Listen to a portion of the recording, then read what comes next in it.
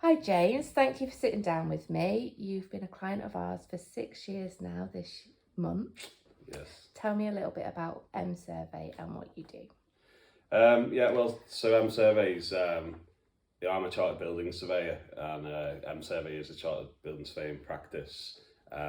It's generally me as the surveyor with my own business, but then I have consultants and technical assistants that help me.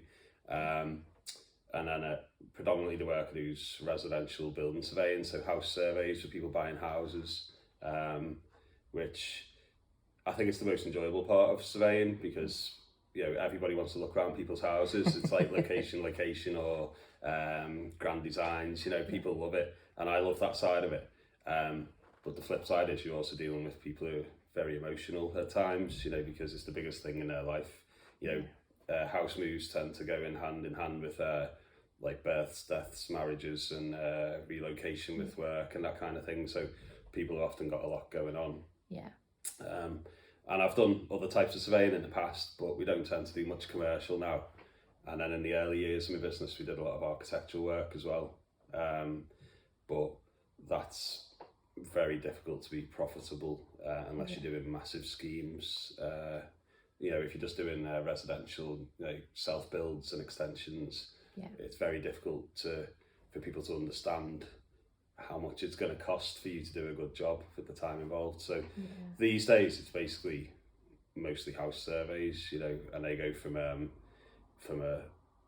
little bed sit that's worth 30 grand somewhere up to a couple of £1 million dream home, and they tend to be Wirral, Cheshire, Shropshire, North Wales. You get the odd one that's further away, but that's it. And how many years is it now that you've been trading? 18 years in October. Wow. So it's 2006. In October 2006 I started. Well, that's my official start date of it. It's mad to think actually it's 18 years. It's been. So actually I hadn't even clicked that a third of that time is with yourselves, isn't it? Yeah, I think that cool. Our values as companies align quite well as well. Yeah. Really customer focused. And that's what I liked here because I obviously used other firms for the same type of service that I get from Obsidian, but I don't want to be too corporate either. You want to be very professional and very you want to be slick when you need to be. But my clients, a lot of them come to me by passing my name around, and I'd pass the name around of this place, but that's because of that extra bit, which is being customer focused. When people get a survey from me, they'll often want to speak to me before I go, speak to me after I've been, and they know that it's my business, it's me that's going, it's me that's surveying it. I'm not just dishing it out to somebody for a finder's fee or a profit. And that's what I've found really good with this place is that I know the people in here actually from when I do pop my head in, which is too rare that I pop my head in. But I know that when people phone up as a face of my company or a voice of my company, that they're getting somebody who's actually cares about doing a good job. So it's pretty good. That's good. So how do you think your business has changed or grown since you've been working with us? I'd say it probably ties in with coming to yourselves, where that probably tied in slightly with me moving away from some of the architectural and the commercial work, which, that probably comes partly from my professional background in the past where I did some of that type of work. But my father's a chartered surveyor and he's been a chartered surveyor since I was a kid, carrying out house surveys. So it was always kind of fighting the obvious that that was what I was best at. I'd always been tagging along on surveys when I was a kid or helping out with this, that and the other.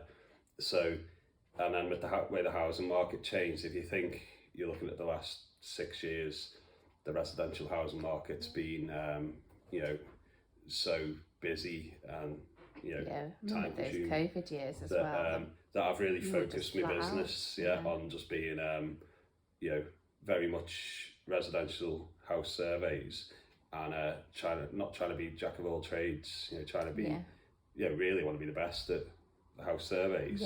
And a massive part of that is, that when people phone up, they want to check progress or they want to, an appointment booked and that kind of thing, then I need a good team behind me.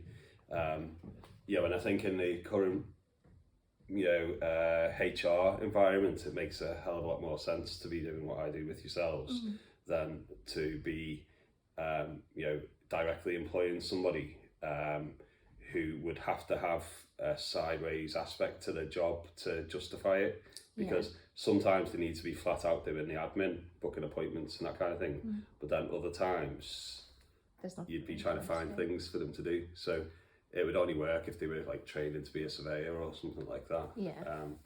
So it works really well for me. That's good. Can you remember why you chose Obsidian offices? I think for me, actually, one of the funny things is probably when you first just looking on the internet, aren't you? You know, with my profession, I had a knowledge of some of the companies because my work overlapped into office space and things in the past, rent reviews and things. So I probably had a knowledge of some of the companies that I thought were a bit, different, certain types of companies, some maybe too big and too overly corporate, and some that seem too much like the Lidl of this kind of thing, not that Lidl aren't great, but as if people come to you as a chartered surveyors and you're trying to be one of the ones that people really want to use because you're very good, then you certainly want to be in that sector where you everything's just right. And I think probably weirdly, I didn't know much about Obsidian when I first found you, when I was looking you up, but I saw where you were based, so the building here, and I think back then it was D106 around the corner, the radio. So I think I'd actually weirdly been down for something to do with that, and I thought, if you choose to be in that building and you've got that's your public facing aspect, then you've got a certain way of approaching it. Some of the competitors, I've been a director, haven't I, for a charity that run a business centre, and that's an old converted sewing factory, which sounds very romantic, but it's quite bargain basement in its in every aspect of its approach. So it looks quite, if I wanted to meet a client, if they were coming to meet me in here to use a meeting room, then I think it looked just right for what I do. Because it's nice and it's very professional. I wouldn't want it to be something that looks like an industrial estate with people changing car wheels outside. But then also, I probably don't want to go too far the other way, where people turn up and they think, "Wow, I know where all the fees are going," because you've got something too fancy. So I think this is just the right level for a nice, what if I was choosing an office where I want people to come and actually visit me, even though I'm not in here much. It's just right, really, in that way. Good. Is there an aspect of the service that is particularly helpful to you day to day? Oh, definitely. Fielding phone calls, and that's grown. With yourself as well, giving me advice. Business advice actually, and Geordie as well. Where you get those tips about how to do things. For me to get yourselves to. You used to just answer the phone. People phone up, they've already communicated with me online or looked at my website, and they'll phone up with a question, and you'd often just basically take the message and get me to phone them back. And that was the starting point. But then from speaking with yourself, when you had the idea that you could be contacting estate agents and booking my appointments, that was a night and day change for my business. I worked out I could be losing 6 to 8 hours a week of doing that, and I don't do that now. It's literally, I can probably, I have never number crunched it, but it makes it a no-brainer to use yourselves, because initially when I got to the point where your company were booking my appointments, so basically contacting estate agents and homeowners and finding out when's convenient, looking at my diary, which also you had the idea of me using the electronic diary, booking those appointments in. that whole thing was just a game changer for what I do. And then since then, I've learned that the part that I hadn't realised is then if I'm, like I said, if I'm running late for an appointment or I need to move an appointment, something of that nature, I can be in the middle of something and I can drop a quick message to yourselves and then basically forget about it for a bit while I concentrate on my job. And I know that somebody somewhere is contacting the appropriate person to say, oh, this appointment needs to be moved, or James is running a bit late. And like I said to you initially, is sometimes that's even a safety thing, you know, instead of me racing along, you know, driving like a lunatic because I'm running late for a job, if when I've left my previous job, dropped you an email to say, can you tell them I'm running a bit late, then it just calms me and I can just be safe, get to my next appointment. And when I get there, inevitably, I'll say, did the office contact you? Which sounds good as well, doesn't it? And they'll say, oh yeah, they said you were running a bit late, and that's really good for me. That's good. Yeah. And do you have any news or projects that you're working on that you'd like to share? I think, you know, our latest thing actually that we've started to do is to use a drone, you know, which we hadn't done. I had to go and do it. It sounds fancier than it is, but I had to do like my Civil Aviation Authority training and assessment to get. So now I have my CAA. It's not really a license; it's a user ID, and then Survey, my business, has an operator ID as well. And then we have the insurance because I had a couple of clients who came to me asking about drones, and I very much like to have that approach where you think you want to offer these services, you know, and you want to keep up with new technology. And then I think I read too much of, I think it was Richard Branson, who he said, commit to something, then find out how you're going to do it. And I did that approach. I booked in a drone survey before I had one, and before I knew what to do. because I thought, they want me to do that. I need to just force myself to learn. It's your opportunity to... And then I basically found out all about it. And then we've done multiple drone surveys now, and it's really handy. And you know, people have found it really. So what's the difference between a drone survey and a normal survey? Well, often it'll be tied in with a normal survey, but it tends to be if you've got it's more your larger properties where the roof's more complicated. And with the drone, you can get the drone up, you know, wherever you want. Roof level, and then you know, film or photograph or zoom in and inspect parts of the roof. So it's really good for that.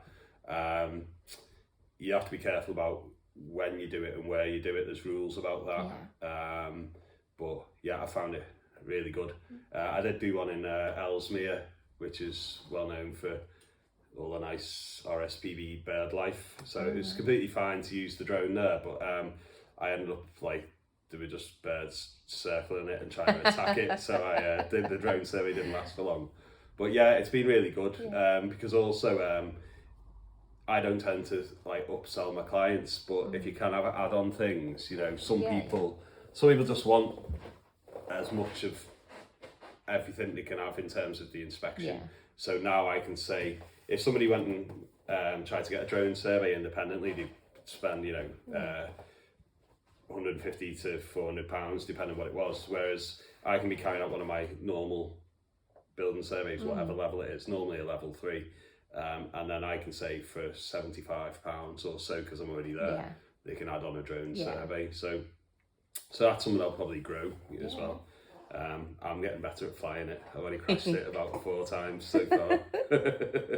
So you need more practice. So you need to put more service. Well, I need to practice it in my free time, because then I'll just learn how to be a boss at flying it. Because I've tended to I turn up at survey. I've ticked all the boxes that I need to tick about legally doing it. But then when you turn up there, and some of the flying of it can actually be quite tricky. The other thing that we've invested in because of that is weather equipment, you know, so we can measure wind speed and things now, because you also, first of all, when you turn up, you need to know, is the weather suitable? You can kind of tell if it's really blowy, but it's very fussy about wind. But also, if somebody's booked you to go out, if it's just not possible, and you will have warned them prior to going, it's just not possible due to weather conditions, at least you can go back to them and say, you know, it was a 20-mile-an-hour wind. Yes. You've got the data to back up. And also there are a lot of rules with it, like you can't, fly it in places where it could cause harm to other people, and obviously there's privacy issues as well. Yeah. So that's probably the most recent thing, is the drone surveying, which it's funny how this technology just appears. Yeah. I'd say with my profession, there's the bits of surveying that are boring, but when it comes to technology, we normally jump on it. We were using digital cameras loads before they were really an everyday thing, because we used to go and survey properties and you could only take 24 photographs or 36 because it was an old film one, whereas every survey I go to has 200 plus photographs these days because it's all digital. So the drone thing, it's just like another level on that.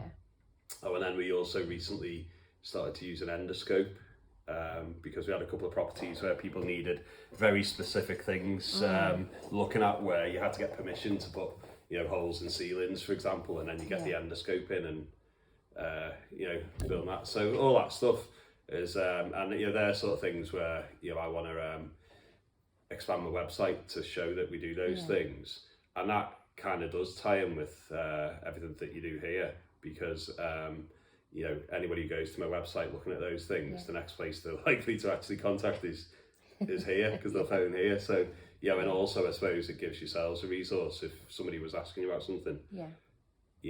When my website's got more of these services detailed on it, you can point people to that or have a look yourselves. So that's the most recent thing, I'd say. Sounds exciting.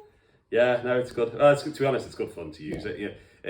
I used it in Harlech and Ellesmere. They were two nice places, and I'd probably spend half my time just getting photos of the view because it's so beautiful where it was. Because you can imagine when it's in those sort of places, then you can get some really amazing views. But from a practical perspective, there are parts of, if I was surveying this building that we're in, you could only do a good survey of the roof with a drone unless you had other types of access, which the other types of access can cost you hundreds of pounds, if not thousands, to get safe access. Whereas the drone, you can just get a thorough, detailed survey in like 20 minutes. You don't have to worry about falling off the roof or No, anything. it's good for a safety perspective, definitely. And just try and not crash it too many times. Brilliant. Well, thank you very much, James. No worries. It's lovely to speak to you. Cheers.